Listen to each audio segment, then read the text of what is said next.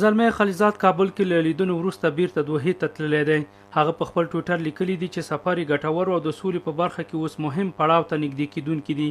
کابل کې خلیزاد د تاوتریخوالي په کموالي اوربند او خپلمنځي خبرو په پیل له مشرانو سره غږېدلی دی.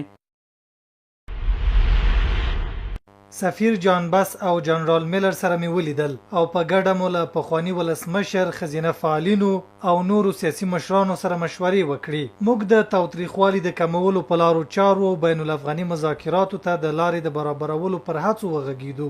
موږ د افغانستان د سولې د بهیر یو مهم پړاو ته نږدې کیږو. کابل کې مې 2 ورځنۍ سلا مشورې بشپړې کړې. ګټور سفر و. اوس داسې ښکاري چې د سولې په برخه کې طالبانو سره د امریکا مذاکرات پای ته رسیدلي ښکاري. تر اوسه معلومه نه ده چې د دواړو اړخونو ترمنځ به د خبرو دمه کله پای ته رسیږي، خو بین الافغاني مذاکرات ښایي د 10 ورځو په ترڅ کې پیل شي.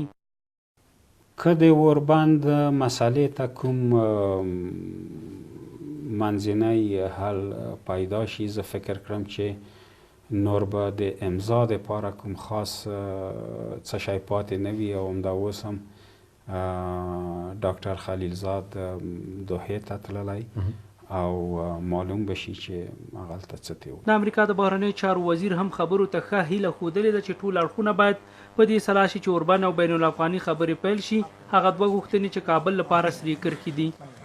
We are hopeful that all of the relevant political participants in Afghanistan, the Afghan government, موږ تمه لرو چې ټول سیاسي اړخونه، افغان حکومت، غیر حکومتي مشران او طالبان به په دې اند شي چې افغانستان کې تاوتریخوالی په پراخه کچه کم کړي ترڅو د اوربند لامل شي او بین الافغاني خبرې پیل شي.